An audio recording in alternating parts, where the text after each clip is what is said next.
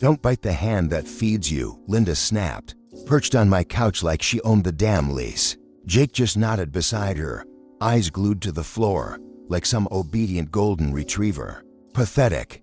I'd heard this crap before. Every month, like clockwork. A wife should uplift her husband. Don't make Jake feel less of a man just because you have a salary. The irony? I was paying half the mortgage on a house she picked out. Her son couldn't even spell refinance, and yet I was the one being called ungrateful. Richard used to cut the tension. God rest him. He'd shake his head and say, "Let them handle their marriage, Linda." But he's been gone 2 years now, and since then, there's been no buffer between her sharp tongue and my rapidly depleting patience. Linda calls it family values. I call it manipulation with a side of casserole. The breaking point came one Thursday night. I'd just gotten off a 12-hour shift, my feet numb, my head pounding. I walked in to find her redecorating our apartment with curtains I didn't ask for, and throwing out my spices because real women cook with basics. Jake? He just shrugged. She's just trying to help. I didn't speak. I didn't yell. I stared. Long, hard, and cold. The next morning, I met Sarah for coffee at the Starbucks in Brooklyn. I needed neutral ground, somewhere I wouldn't punch a wall. That's when she said it. "Emily, did you know Jake's been sending her money? Like, thousands. From the joint account." I laughed, out loud. A sharp, cracked laugh that turned heads. I had been sacrificing brunches, turning down work trips, clipping damn coupons, and he was wiring cash to his mommy's renovation project. That night, I didn't confront. I calculated. A week later, I scheduled a meeting at City Hall, downtown Manhattan. The woman at the desk didn't even blink when I said divorce. Guess I wasn't the first wife to walk in with fire behind her eyes. I moved out 2 days later. He begged, of course, cried, said he was confused, said I was changing. I smiled. No, Jake, I'm finally not. Now, I live in a quiet apartment in Queens. It's small, but it's mine. The bed doesn't sag from dead weight beside me. I sleep like I used toe before Linda's judgment seeped into my bones. Jake, he's got a studio in the Bronx now. And Linda, still calling, still bitter, but I don't answer. My silence is louder than any lecture she's ever given. I don't owe anyone a damn thing, especially not a man who needed his mommy to tell him how to treat his wife. Jake started disappearing on weekends a few months ago. At first, it was subtly an early morning walk, he said, just clearing his head. I didn't press. We both worked hard, everyone needs space. But when a walk turns into 12 hours without so much as a text, you start to ask questions. Just hung out, he'd mumble when he got back, shoes muddy, shirt wrinkled like he'd been dragged across town. No bar receipts, no perfume, no lipstick on collars. So no, not cheating, at least not in the cliché sense. But he was lying. And worse, he was sloppy about it. I asked him once, straight up, "Where the hell are you going every weekend?" He looked up from his pizza like I'd interrupted world peace. "Work. Things are picking up. Funny, your LinkedIn says you're still on a 4-day hybrid schedule." He blinked. "I picked up some freelance." "Doing what? Lying for a living?" He stormed out. I laughed, quietly, because something in me had finally snapped into place. I was done playing polite. I called Sarah. I knew if anyone could smell the truth under bullshit, it'd be her. We met up at the Starbucks in Brooklyn. She hesitated at first, then finally sighed. "Okay, promise you won't scream, but he's been helping Linda." I choked on my latte. "Helping how?" "She's trying to sell her house. He's been driving up there every weekend doing handyman crap, fixing toilets, repainting walls, patching up the roof. She didn't want you to know."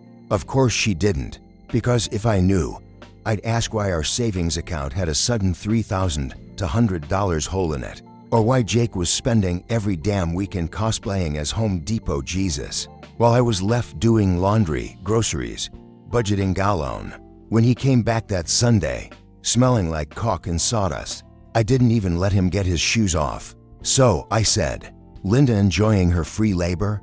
He froze. "Who told you? Does it matter? You lied. You let me carry our life while you played handyman for a woman who thinks I'm beneath her. She needed help, and I needed a husband, not a middle-aged boy with a mother complex." That night, I packed a bag. Didn't scream. Didn't cry. Just moved. Quiet power. I stayed at Sarah's for a bit before finding my own place in Queens. Clean walls. Quiet nights. No one judging my spice rack or telling me to be more supportive. Linda called once. Said I owed it to Jake to make things work. I told her to try therapy. Jake moved into a studio in the Bronx. I heard through the grapevine Linda's house still hasn't sold. Maybe bad plumbing. Maybe karma. Either way, I'm free. And I'll never apologize for walking out the door Jake wouldn't close behind me. He came home smelling like whiskey again. His cheeks were flushed, his voice too casual. I'm back. He slurred like this was still his house, still his life. I looked up from the kitchen table, my heart pounding with clarity, not confusion anymore. We need to talk. He groaned. Emily, not now. I've had a long day. So have I said. Several, in fact. You've been busy every weekend for months. You come home late, reeking of lies and cheap liquor. And I'm done pretending you're just tired. He tried brushing past me. I stepped in his way. You lied. Again. So either you start talking, or I do. That got his attention. He turned, slower this time. What the hell are you talking about? Westchester. A friend saw you walking out of a house there. Alone. No one else. Just you and a key. Want to explain why you're hanging around a suburban house you never told me about? The way his face froze told me everything. Not guilt. Not shame. Just the fear of being caught. You're spying on me now? No, Jake. I'm married to you. At least I thought I was. But apparently, you've been living a double life in a zip code I can't afford. He sat down finally, shoulders slumped. It's not what you think. Really. Because I think you've been playing house behind my back. And you know what hurts most? Not the betrayal. Not even the lying. It's that you made me feel crazy for asking. Like I was nagging. Like I was paranoid. He stared at the floor, silent. So I told him what Sarah told me, how she'd seen him more than once outside that house. Same hoodie.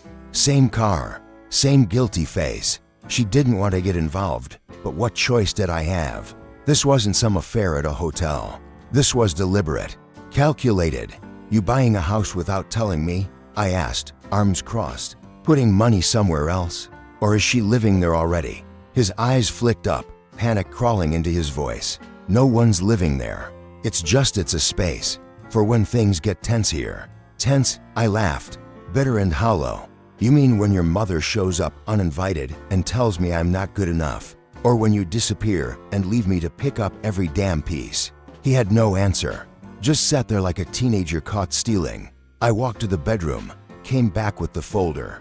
These are the divorce papers. I haven't filed yet. Thought I'd give you one last shot at telling the truth. He didn't take it. So I did. I signed them the next day at City Hall. Took my name back. My dignity too. Now I live in peace. No Linda. No lies.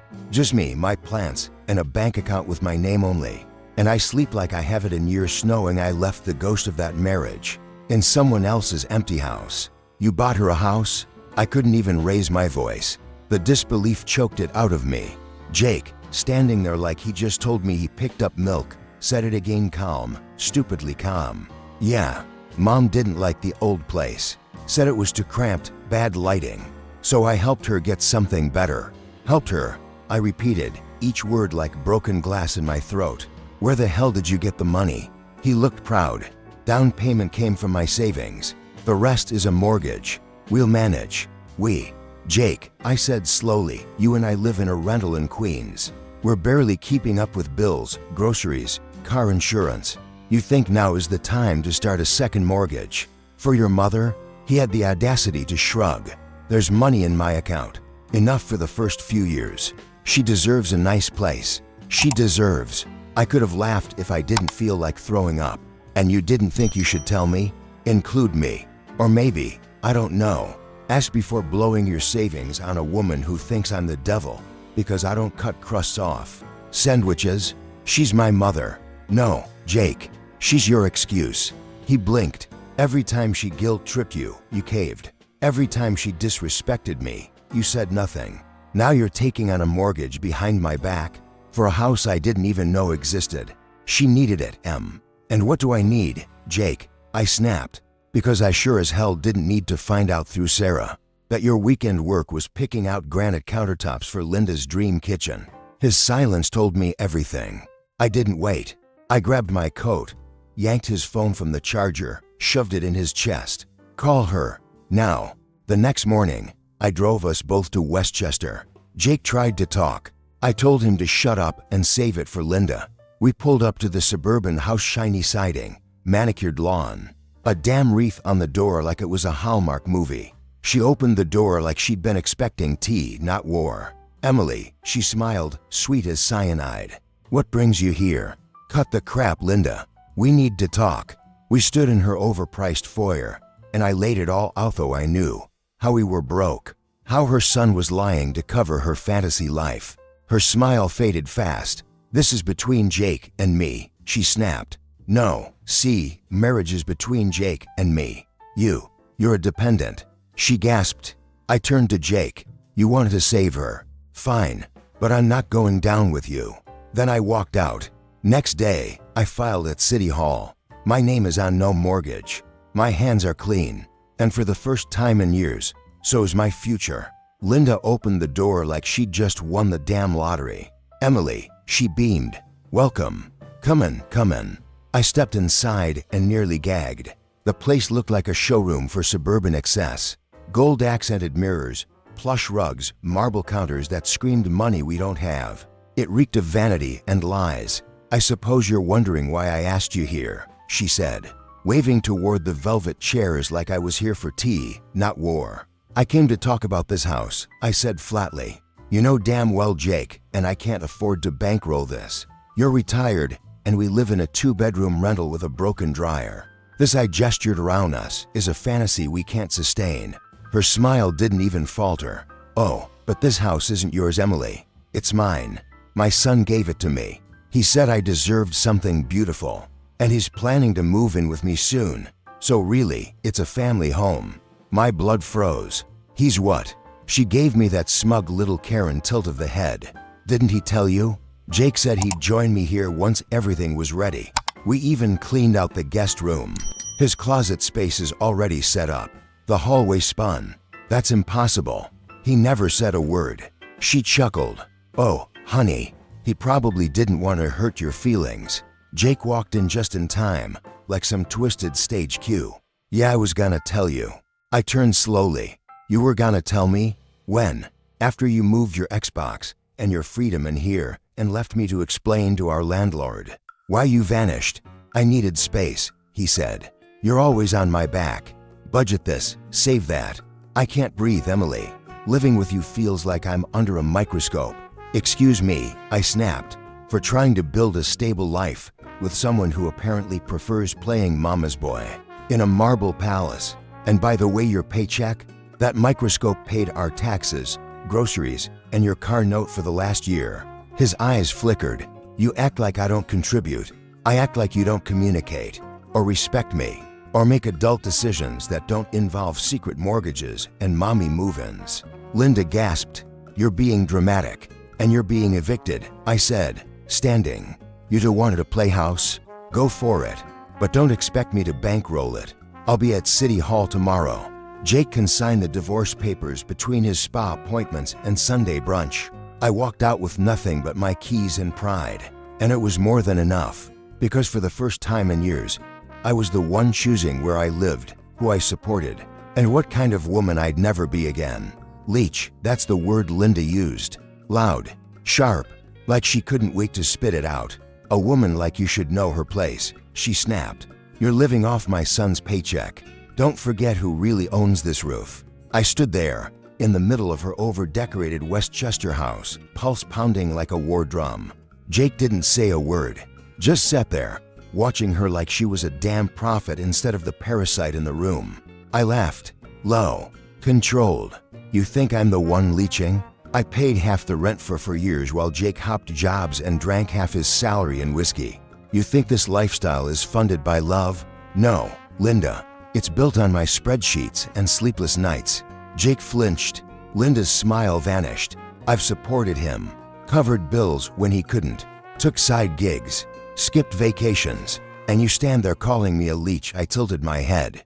Cute. Her face twisted. You have no respect. No, I finally ran out of patience. She stomped forward like she could intimidate me. If you don't like it, you can leave this house. My son belongs here. Jake finally spoke. She's right. You've been making everything tense lately. Maybe it's better if you go. Something snapped. I've been trying to hold this marriage together while you lied, ran off every weekend, and funneled money into your mom's fantasy house. And now that you've got your shiny floors and matching robes, undisposable. He shrugged like a coward. It's not working anymore. I nodded slowly. Fine. Let's make it official. Linda narrowed her eyes. Excuse me. I turned to Jake, full eye contact. Let's divorce. Right here. Right now. You don't want to leech his family, right? Jake looked stunned. I smiled, sweet, cold, calculated. I'll pack my things. You two can keep each other warm in the suburban mausoleum. You're serious, he muttered. Dead serious. I'll be at City Hall tomorrow. And don't worry, I'll make sure the paperwork's clean. No alimony. No mess. I'd rather start over broke and free than stay shackled to coward's playing house. Linda tried to say something, but I held up a finger. Save it. You've been trying to push me out since day one. Consider it done. I walked toward the door. You're walking out just like that? Jake asked. No, Jake. I'm walking up. Away from this. From you. From her. From the delusion that being loyal means being silent.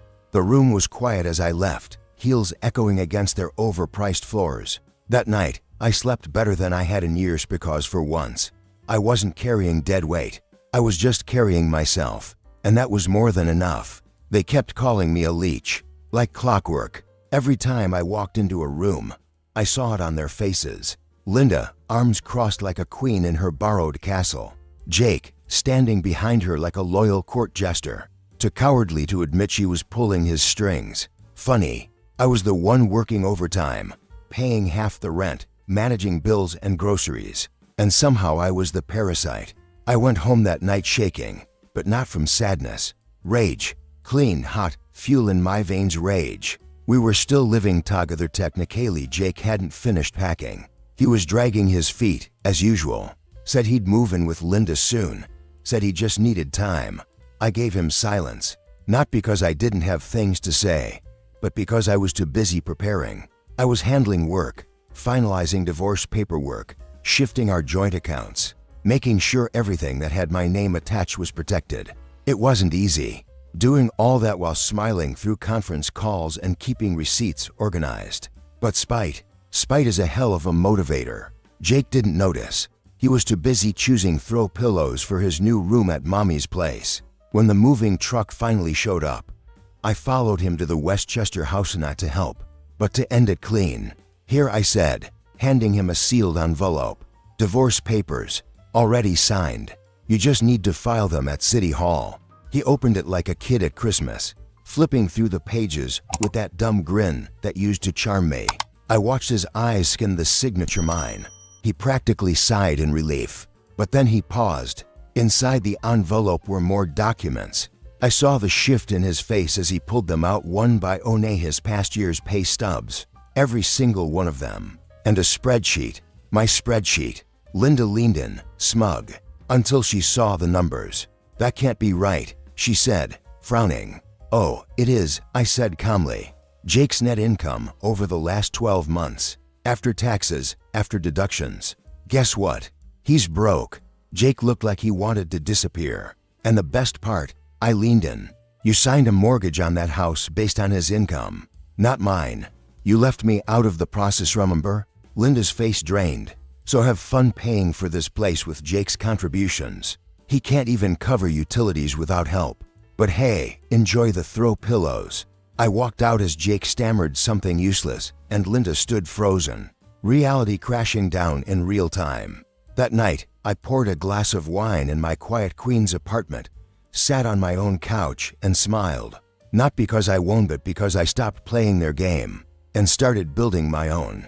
Linda picked up the pay stubs one by one, her perfectly manicured fingers trembling slightly. Her eyes scanned the numbers, and then there it was. The flicker of panic, the dawning realization that the fantasy she built was financed by someone else's reality.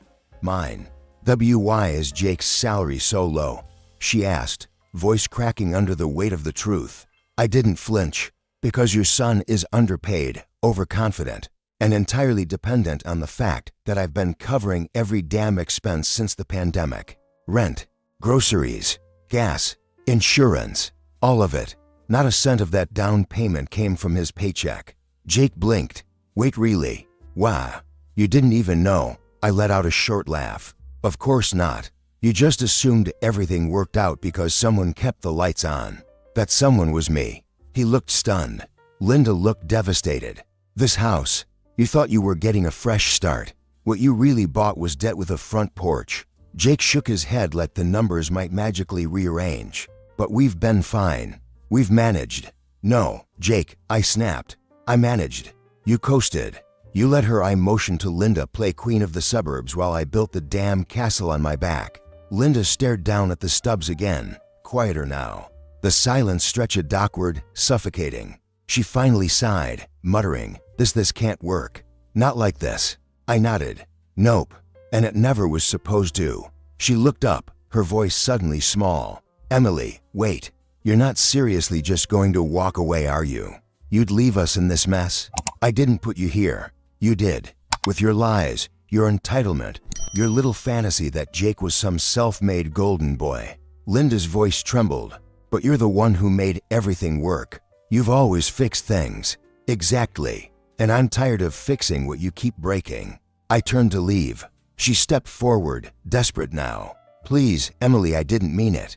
You're not a leech. I take it back. We need you. I need you. That stopped me cold. I looked at her, this woman who'd tried so hard to push me out, now crumbling under the weight of her own choices. Too late, I said. You don't get to insult the hands that built your house and then beg them to keep it from collapsing. I'm not your crutch. I'm not your cleanup crew. Jake stood behind her, silent. He had nothing to say, nothing to offer. Just like always. You called me a parasite, I added. Turns out I was the one feeding you. And with that, I walked out the front door, letting it shut behind me with the finality of a judge's gavel. Let them figure it out now. I was done being their plan B. I was already living my plan A. Please, Emily, help us. Don't do this. That was Linda begging. The same woman who had spent months calling me a parasite now clasping her hands, like I was her last prayer. Too little, too late. I'm not staying in this circus, I said calmly. You and Jake made your choices. Now you can live with them. Jake stood behind her, pale, lips moving but no words coming out. I could see it in his eyes. Thought I'd cave. Again. Like always. You want to avoid court, I said, voice cold as a gavel. Then file the papers. Now. Otherwise, I'll be hiring a lawyer, and trust me, he won't come cheap. And if we go to court, every lie, every stolen dollar, every fake signature comes out. Linda's face contorted into something between panic and disbelief. You wouldn't take it that far. We're family. No, I said.